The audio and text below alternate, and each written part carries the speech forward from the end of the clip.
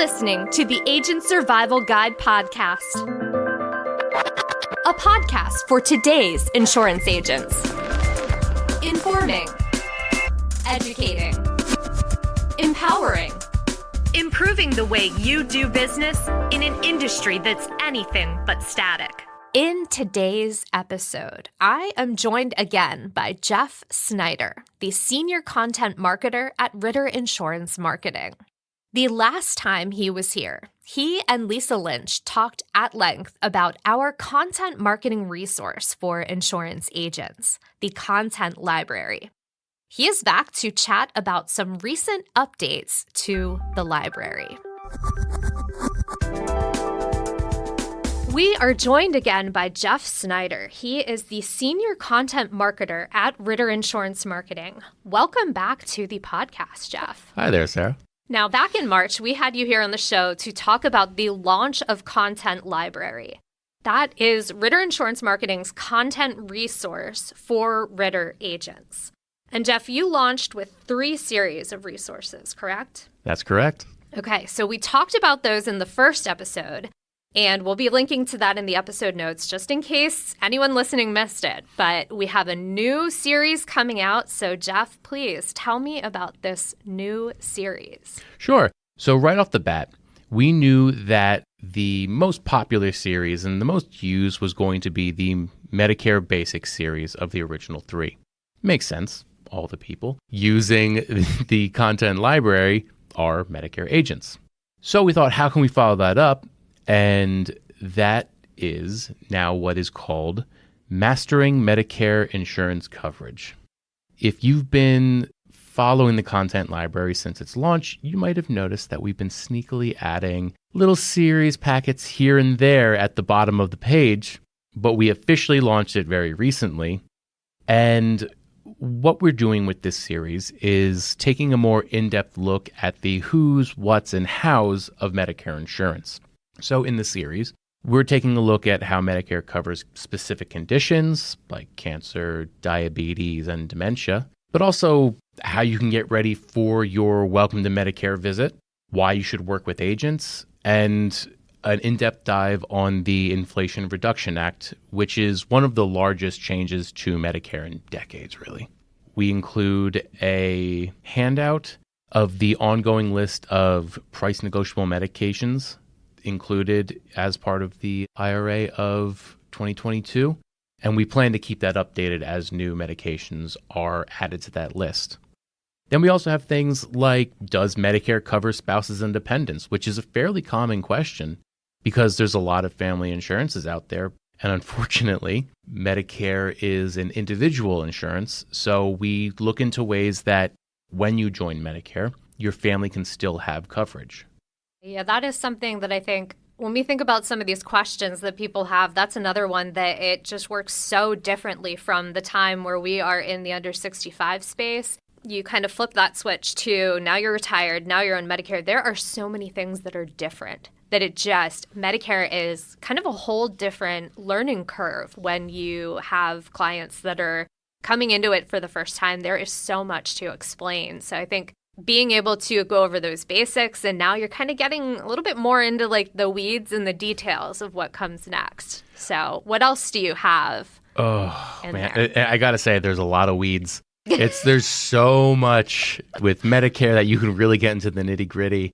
And that really was kind of the goal of this first series after launch, was to answer more of those common questions. Mm-hmm. While also showing what more there is to come, because we get granular with some of this stuff. So we didn't want to scare you right off the bat, but it's okay. We like granular. We like the fact that we're gardening a little bit now. So Content Library, it is officially now for gardeners. Oh, 100%. I mean, we will literally have some gardening content coming down soon. So even better. That means my dad will be right there. Well, that's the hope. So you asked, what are some of the things that we're including? Mm-hmm. And the first one I could see many agents kind of being interested in is the packet we're calling The Value of Working with an Insurance Agent. Okay. You know, there's a good chance that the majority of you listening are agents. And you know the service that you provide. but it can be tough to outright say it. I get it. I have trouble with it too. It can feel uncomfortable to toot your own horn without feeling kind of slimy, Right. And that's where this packet really comes into play.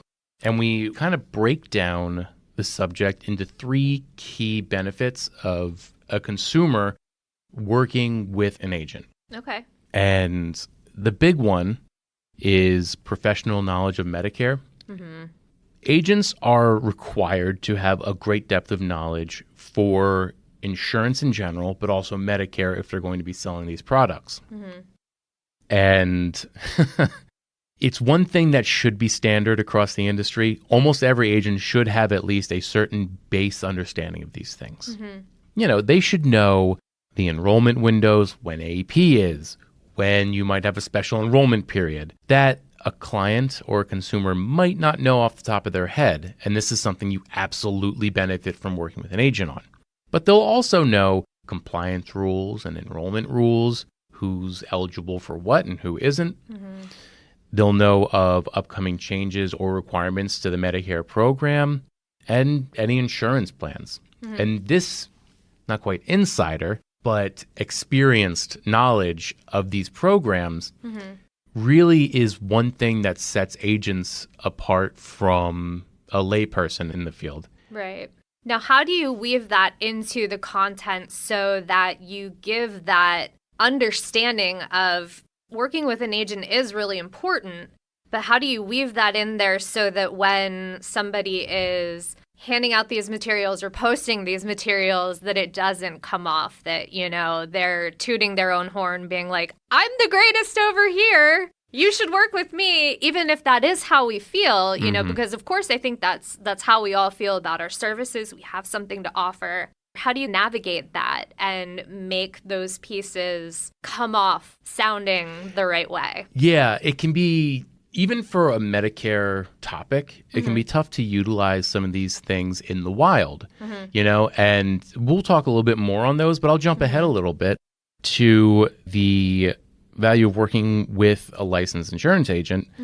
So one way you can utilize this, the full article, for example, is if you have a blog or a regular entry in, say, a local newspaper or someone else's blog, you can take this content and publish it in any of those places, the full article. Okay. And it can be utilized then through Google or sharing to then drive people to your website. Not only are you then saying, hey, this is why agents are pretty good to use, it also then helps start shifting the narrative and priming people to be like, oh, yeah, I should probably work with an agent. You could also then use the social media posts that we create in order to stay active online. And again, drive that narrative about the value of agents.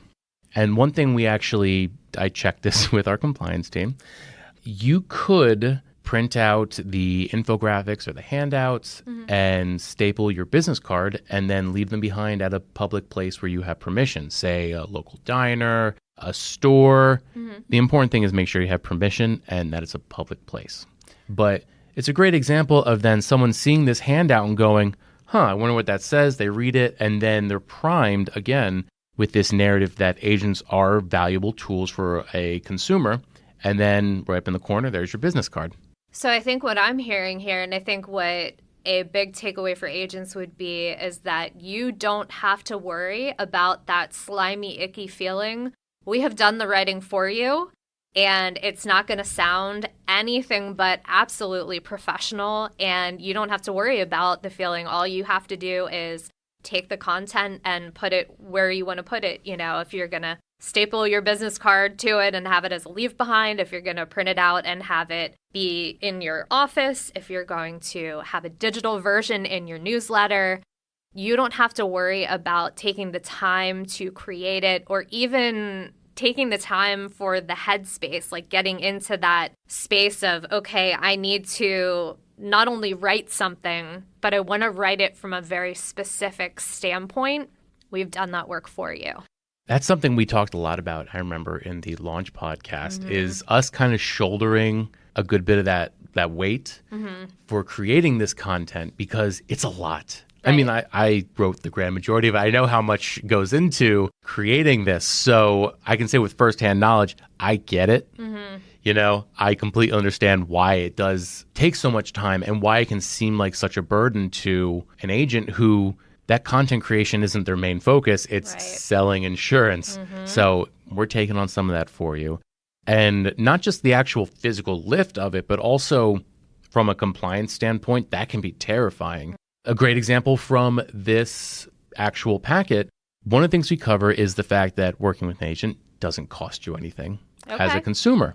And, anytime you talk about cost, that's going to be a compliance concern, Can I just jump in there for 1 second with something about cost? Yeah. So here's the thing, and this is a very real world example. My mother had no idea that insurance agents, when it comes to Medicare and even some other insurance products, that you do not have to pay them anything. That literally the service that she is getting from the insurance agent is free. The agent gets paid from the commissions on the commission side. Yeah. And I think that is a big misnomer when it comes to insurance in general, that people are afraid to even reach out to an insurance agent. And you have to be careful with how you talk about cost relative to your services. But if you can let them know in a pre-approved compliant piece that working with you is absolutely free, that takes some of those pain points away from somebody even reaching out and calling you in the first place. Well, not just that, because a lot of the time when you talk about something being free or the agent is being paid by the plan, your first question is... Scam. Yeah. Well, where's their loyalty going to be? Right. There's that saying, if something is free, then you're the product. And that's not the case in Medicare. Right. Because sure, they're making money selling you a plan, but we make sure to also say in the piece that agents make money when you renew. And that's less work ultimately. So there's an incentive to find somebody a plan that they like the first time. Right. And building that trust is a big part of any kind of sale, insurance especially. Right, right. And I'm not sure that that is always communicated in the best way possible, because I think there are so many scams out there with things being offered for free, or that, the person is the product if there is no cost. It's kind of hard to know when, okay, yes, this is actually a legitimate service. And to be quite honest, you should be working with an insurance agent. And I'm not just saying that from a standpoint of I, work here and do all these things. I am a licensed agent, but I'm even saying that I myself need to have an agent to be able to navigate some of these things. I have other people that I go to talk with, double check things, all of that. So I think that is something that's very important. If you can stress that and get into that enough with the content that you're sharing, over time, you are going to see the dividends pay back from that people are responding to what you're putting out there and like the social content or the newsletters. So you just have to be a little bit intentional about what you're doing with your marketing. You don't know what you don't know. Right. And to take that a step further, you don't know to ask for more information about what you don't know. And that is something that working with an agent can benefit you toward, because they're the ones with the knowledge. And they also, if you're working with the same one over and over again, get to know you. So they'll have an idea of what you might need help with, or a direction maybe you'll need to go. And it does really benefit you by having an agent in many regards, and it benefits the agent, by working with the same people and over again and building this loyalty. Right, right. That is definitely something that we try and stress. And I think we've talked about client retention a lot here on the podcast, that retention is such a big thing, because if you have your client in X amount of different policies and plans, they're going to be more likely to come back to you when they need coverage on this end or that end, or, my daughter is graduating and she needs this. It's just kind of one of those things that over time, the more that you pay attention to the way that you're treating your clients, that loyalty, the retention, it really does just multiply over time, and it leads to renewals and referrals. Mm-hmm. So sticking to the theme of not knowing what you don't know, another packet that we have in this series is what are Medicare deductibles? And, it might seem like a dumb question because every insurance almost has a deductible. There's no dumb questions, No. No. The worst question is the question that you don't ask. And yeah, again, you don't know what you don't know. Right. So it's worthwhile having this to hand out to people because if someone doesn't know something so fundamental to insurance, they're bound to potentially make mistakes. And by you providing these for your clients, it shows that you're here to help them understand insurance fully without judgment. One way you could use these is perhaps just if you have an office, like a central waiting area or something, have these printed out and just have them sitting in your lobby. And then if someone sees that and goes, I don't know what deductibles are, and I've always been kind of embarrassed to ask, they can just grab that quietly, read it, or put it in their pocket or their purse, and suddenly they have a much firmer understanding of what Medicare deductibles and deductibles in general are. Right. And there are countless studies and surveys that have asked, what is a deductible? What is a copayment? What is coinsurance? And there are surprising results, at least to me, every single time, that there are so many people that just do not know what those terms mean, or they confuse them, especially copay and coinsurance. So I think anytime that you can provide information where you are the resource and you're able to define those terms for people, that is fantastic to be able to provide that for them. And even like you said, if they are afraid to ask about it, but they see in those little handouts, it's there and it's answered, ooh, okay, let me grab that. It takes a little bit of the friction out of it, but it also takes away the embarrassment of having to ask that question. Yeah, and a big thing is that no judgment aspect because people should never be embarrassed to ask a question. Nope. I've asked so many questions that have looked and sounded dumb, but I became out of it understanding so much more. Right. So I still stick by the only bad question is to not ask the question. And I guarantee if you are thinking about asking a question, we say this a lot in our meetings, somebody else is wondering about that question themselves. So just ask. Yeah. Do everyone a favor and ask. I'll get off my soapbox now. No. I mean, I will say, even writing this, there were things that I learned, and I write for insurance stuff, I don't know why I didn't know this, but, obviously deductibles are set amounts that you pay before the plan's coverage kicks in. But it's not always like a set specific dollar amount. It sometimes can be percentages of a full value, like in property insurance. I was like, I've never seen that before, but yeah, now that I think about it, it makes sense, Yeah. Especially in cases like a property, they're not going to set necessarily a set value. They're going to do a percentage of the value of the house. It's easier to do. Right. But it hadn't occurred to me. There's a lot of little things that you never realize you don't know until you realize you didn't know it. Until you know it. And then you're like, wow, I learned something new today.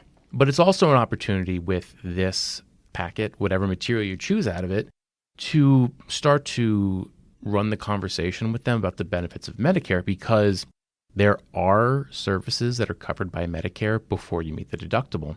A lot of preventative services are covered in some way, shape, or form before you meet that deductible. But you don't really think about it, but your client does benefit from their Medicare plan before they hit the deductible, because if a doctor or a healthcare provider accepts Medicare assignment, they agree to charge specific prices for their services.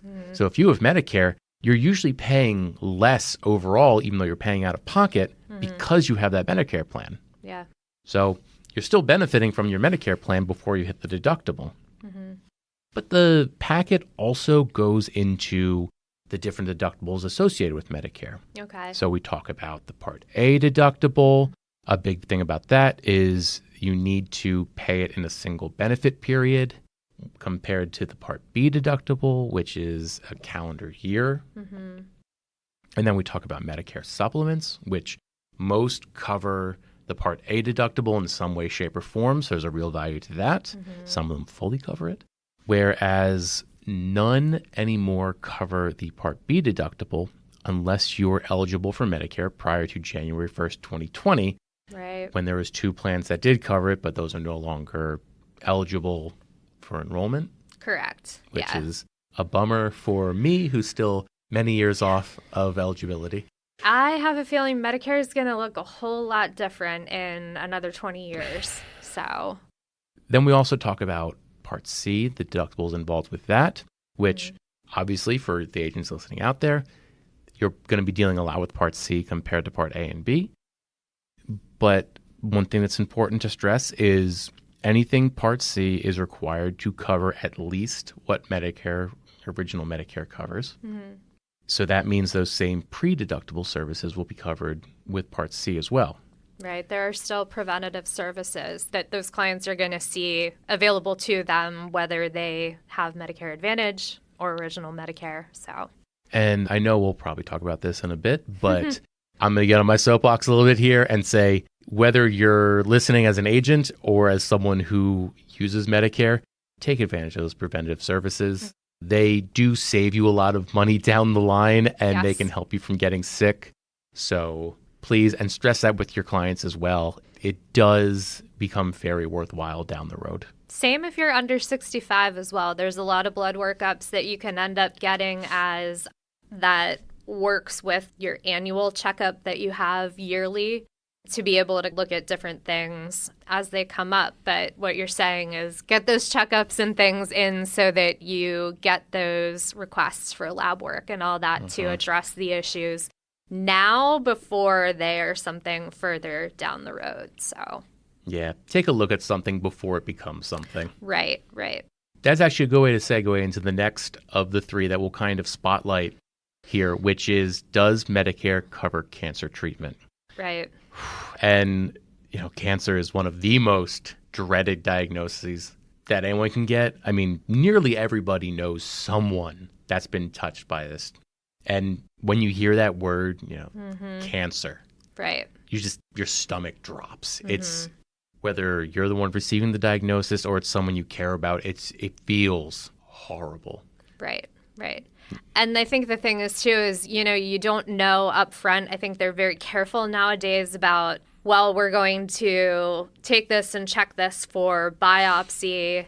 And a lot of times, depending on the doctor that you have that you're talking to, they'll be able to kind of let you know ahead of time what to expect either way that you go. But I think as far as knowing, whether or not Medicare covers cancer treatment, both of my parents post-retirement on Medicare ended up getting that cancer diagnosis. And luckily for them, the plans that they had chosen made it so that they were able to get treatment. They had treatment of cancer that thankfully also wasn't super severe, so it was caught early enough. They were able to go through that treatment process, and they didn't have horrendous out-of-pocket costs. But that is not always the case. No. And that's where the preventive services that you were just talking about, that's where that is, 1, very important, but 2, how does Medicare cover cancer treatment, or how doesn't it? Yeah. A big thing to look into is, you mentioned, and first of all, we're all very happy that it was a happy ending to your anecdote. Yes. Because not just from a treatment standpoint and a coverage standpoint, but without coverage, it's not uncommon for treatment to reach over $100,000, Right. And that's bankrupt area. So there's a number of ways that Medicare thankfully can cover treatment, and more services that we'll talk about. But Part A, that covers your inpatient care. So that's going to be hospitals, skilled nursing facilities, and other inpatient facilities. And we just talked about deductibles. So for this one you're going to want to meet in a singular benefit period. And once that's covered, a lot of your services are covered, which is just fantastic. No one wants to be in inpatient care. No. So making sure that your plan is covering a lot of that is extremely important. Right. So things that's going to cover are hospital stays, inpatient surgery, inpatient chemotherapy, inpatient mental health services and hospice care should that be necessary. And one thing I will stress is that whenever we do does Medicare cover a ... that's going to be talking about original Medicare services, because we cannot talk about individual plans under Medicare Part C Advantage. Right. And I think the other thing to take a little bit of the onus off of compliance on this one, Medicare Advantage plans across the board are so different in how the benefits are set up. That's really why there is no good way to look at the coverage and say, oh, XYZ, there is no XYZ. We would really be getting into detail and plan specifics, and we just cannot do that at the appropriate level for Medicare Advantage to really be beneficial. Yeah. So. And one thing that you can speak to your clients about as the agent is Part C must cover at least what original Medicare covers. So this is the base level. Now, you shouldn't be saying, I can guarantee you additional coverage, because that would be non-compliant language. Right. But No guarantees. Yeah, no guarantees. But you can say, we might be able to find you a plan that covers X, Y, and Z a bit more. Right. Odds are it would probably end up being, just in my own headspace, it would be a combination of a Medicare Advantage with a hospital indemnity and probably other cancer coverage included, to kind of get that more rounded out solution there that would provide really that full level of coverage. But again, it's probably not going to cover everything, and no guarantees, batteries not included. So don't quote me on any of that. But again, that opens up something that the content library is really good at, starting the conversation. Because let's say you have a client come in and they say, yeah, these are things I want covered, and this type of cancer does run in my family.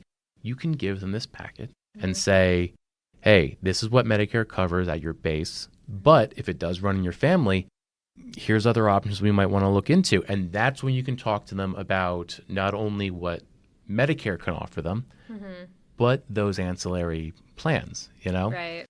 And again, you're just opening the conversation in a way that doesn't immediately set off red flags and alarm bells that says, oh, selling.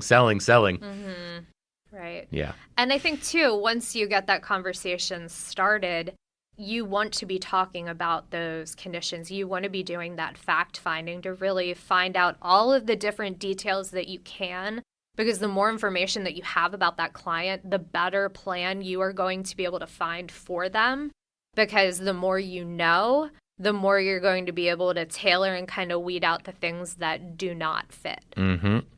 And it then also, utilizing the content library, it shows you care. You're finding out these things and you're helping them beyond something that immediately makes you money. Right.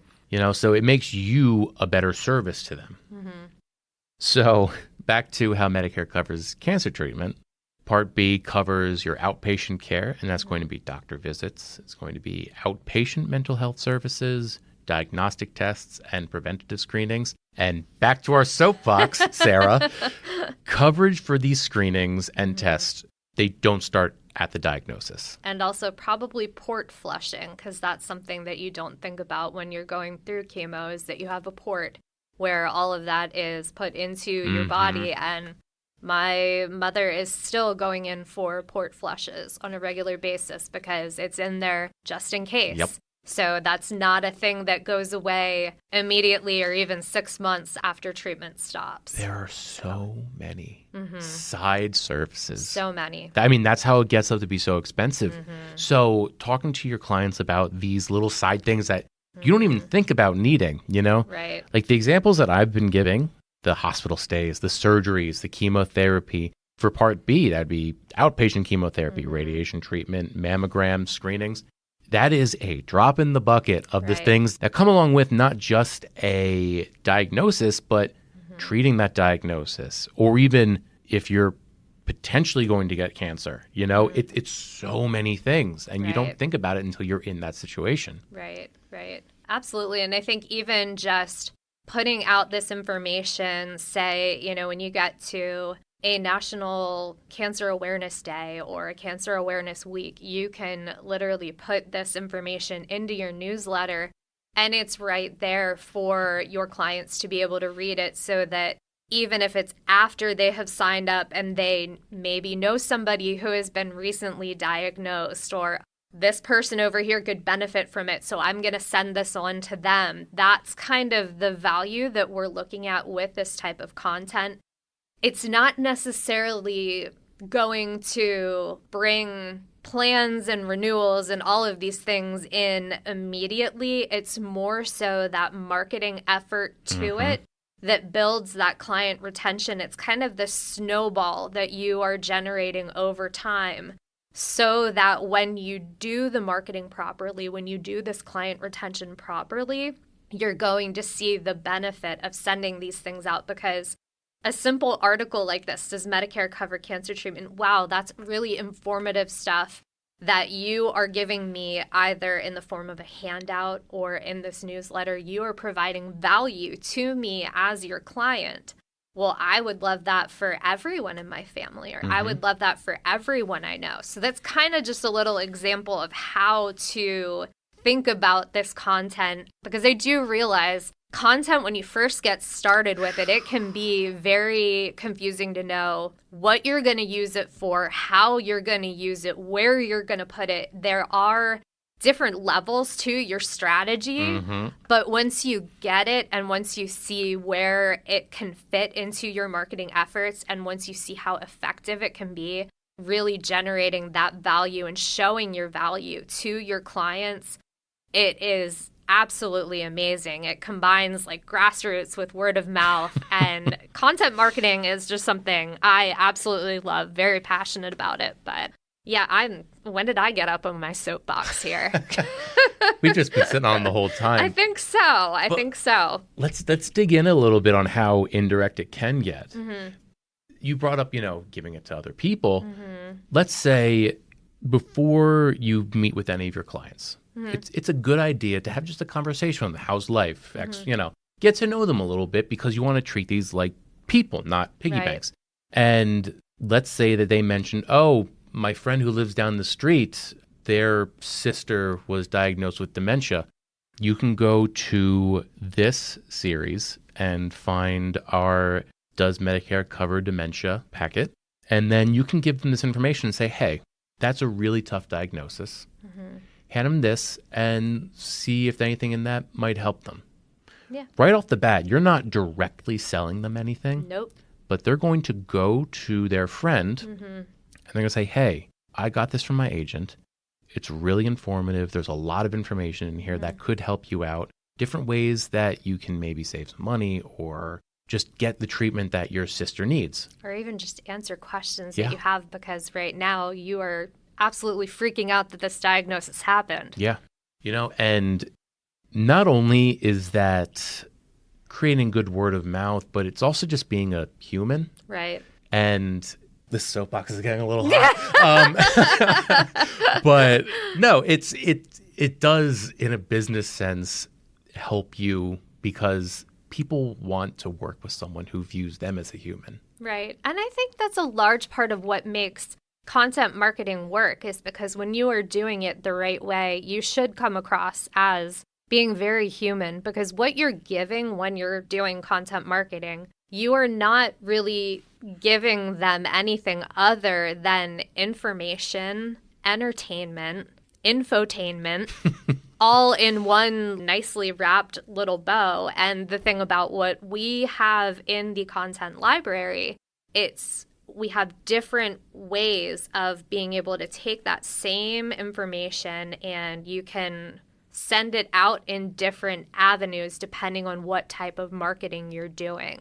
So like I said before, it's a great way to show value to your clients. And I think that this kind of marketing sometimes comes off more authentic and genuine than the other types that we're used to thinking of that are probably more promotional and advertising based than what we really think of when we think of content marketing. Here's a great example of a way to use these in the wild. So one of the packets that we have is called Preparing for Your Welcome to Medicare Visit. Okay. And this is actually one of the things that I learned about while writing, that I became staunchly radicalized with. Oh, no. Because these are often underutilized. I think I remember at the time, this stat might be outdated, but I think under 50% people actually know and use the Welcome to Medicare visit, which is a fully covered meeting with your doctor where they come up with an ongoing health preventative plan that then your doctor can update each year. And this is looking at all kinds of screenings, your general health, your family history, and your doctor going, how can I keep them healthy the longest? And most people don't use this. And it's free. Well, compliance team might not like us saying free, but it's fully covered by Medicare as long as you're within the boundaries of what is allowed during that meeting. Right. And I think with a lot of this, it comes down to, again, knowledge, knowing that it even exists. Yeah. So in the Medicare Basics series, we have a what is the Welcome to Medicare visit. But let's say you've just enrolled one of your clients in Medicare for the very first time. Okay. And in that meeting, you give them the full series so they know everything about Medicare Basics that you might need to know. And you kind of say, hey, this is underutilized, really, really useful. And it's the Welcome to Medicare visit. I suggest you go. And then a little bit later, you reach out to them and say, hey, do you have that Welcome to Medicare visit scheduled? Let's say they give you a date. A week before, because you should note this in your calendar, just forward them one of the materials from the preparing series. And then say, hey, I know this is coming up for you. Here's some things that might help you get the most out of that meeting. You're not trying to sell. You're just saying, this is what's going to be coming up. Be prepared. And again, it shows you care. It shows that you think about them as a person. So going back to the fun anecdote of my parents and getting on my soapbox again, I think that there are times when, and this is myself included, I have learned how to, over time, advocate for myself when I go to the doctor. Doing the proper amount of research, having my list of questions of what I want to talk about. And then when I had my daughter, that kind of showed me a lot more of, okay, I really need to be organized when I go in. But I think just knowing some of the questions you should be even talking about, asking about, and knowing what is covered in your plan in order to spark a conversation that can lead to getting this, that, or the other thing started is really important because, you want to take advantage of the services that if you're already paying for them, why not take advantage of them? Yeah, 100%. One thing that we make sure to include in a lot of the content that we make is that consumers should be active participants in both their healthcare and their insurance. Right. Give your opinion, ask questions, because you shouldn't just be sitting back as people throw information at you. Yeah, because these are the people that are going to be deciding your diagnoses and what tests are going to be run or not run and potentially what surgery you are or aren't going to have. So you want to make sure, I don't know, it's me, I want to know every little thing. When I had my cholesteatoma removed, I wanted to see it after I was done. And that just apparently is not a thing. But, it's just one of those things that if you know ahead of time what to ask about and what you should be talking with them about during that time frame, I think that's going to yield a much better outcome. And it's kind of part of the greater concept of value-based care of how can we really get the best possible health outcome for this person? Well, the Welcome to Medicare visit truly for Medicare beneficiaries, that's where it all starts. Yeah. And so we even suggest bringing stuff that you wouldn't necessarily think about bringing, like family history. Yeah. Uncle Joe died at 73 he stubbed his toe real bad. These little things you wouldn't think about noting, but bring it.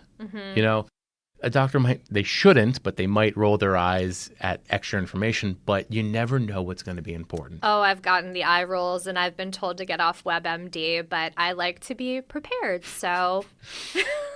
Again, you never know what's going to be important. Right. If it's WebMD, it's usually Lyme disease, but yeah, for the most part, you really never know until you ask the question. Yeah. So again, this is just giving your clients somewhere to funnel their energy for this meeting, that can be very important for them. And again, you are showing that you care about the client as a human and also reopening the conversation with them and just popping into their mind for a little bit. That really is the strength of the content library.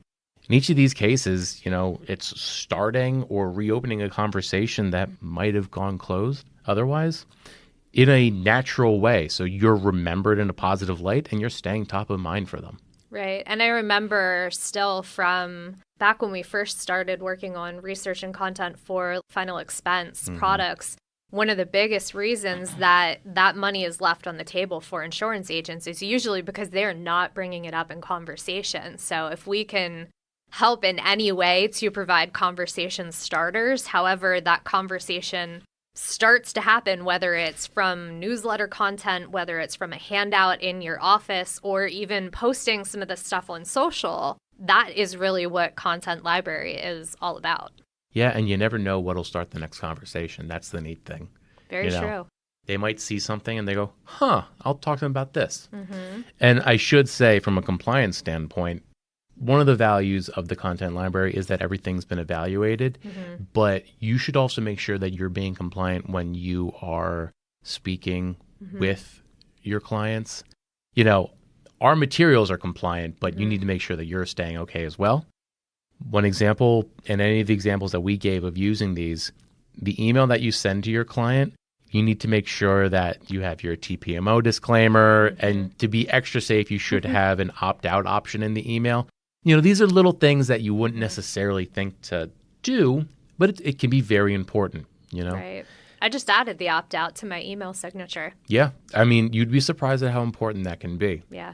And I did speak with our compliance team this morning to double check a lot of these, but I was told, if our listeners have any concerns or questions, they can always reach out to our in-house compliance team at complianceofficer@ritterim.com.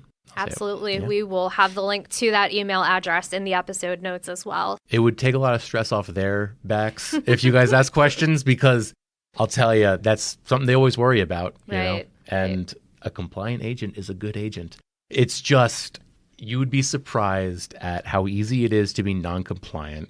So yeah, better safe than sorry. Yeah, I feel so bad. I ask Allison, one of our team, so many questions, and she's amazing. She is at absolutely answering them. It's Yes. So it's fantastic. She is amazing at what she does. She's very helpful. So that's the Mastering Medicare Insurance Coverage series.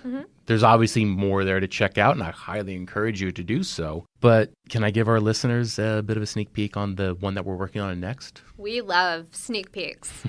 So that is the Cooking for Beginners series. Ooh. It's going to be the first of many food-related ones, because I do love to eat. And this includes some really basic questions like how to safely handle a knife. It's going to have some frequently asked questions and, of course, their answers. So things like how to avoid cross-contamination, how to avoid crying when you cut onions, little things like that. But we also have some recipes in there. How to properly sear a steak, how to roast vegetables, how to make homemade bread, how to make homemade pasta. Okay, going back to the crying with onions thing, please tell me that one of those solutions is not the clear lid to a frying pan inside a hoodie. No. Okay, because I've tried that. It does not work. So this is getting a little into the weeds, but we like the weeds, as we said, and a bit of an extra sneak preview. But the reason why onions make you cry is there's a chemical inside of them that when you cut it, it's released into the air and it gets into your eyes. Huh. So the majority of the ways that you can prevent crying when cutting an onion is to prevent the release of this chemical. And that could include making sure that it's cold, because if it's cold, it stays in its liquid form and isn't aerosoled into your eyes. Okay. It includes making sure that the cut side of the onion is against the cutting board, because again, then they're being released into the cutting board. Or making sure that your knife is very, very sharp, because if the knife is dull, you're basically squeezing the contaminant out of the onion, which is putting more of it into the air. If it's cut, you're making a clean cut. less of it's released. Sharp knives are safe knives. Sharp knives are safe knives. All right. Well, we don't want to get too much into the cooking side of things today here on this show, but we've gone over quite a bit of information. And as always, Jeff, it was great having you here to talk about all of this. Great being here. We are looking forward to having you back to chat about the next series when that's all ready to go. So definitely look forward to that. Jeff, thank you so much. Thanks for having me. Special thanks again to Jeff Snyder for the interview. You can find the content library online at library.ritterim.com. Just a reminder that to access that content, you'll need to be registered with our site, ritterim.com. You can take care of that with the link in our episode notes. Complete your ritterim.com registration. Once you've registered, you'll be able to utilize the free content in our library. Highly recommend checking that out and seeing what's available. And as Jeff mentioned, our team is adding to that library on a regular basis. So check out the notes for the links and get started using the content library free of charge. Thanks so much for listening. We will see you next episode. The Agent Survival Guide podcast is a production of Ritter Insurance Marketing, an integrity company. Special thanks to Jeff Snyder for the interview.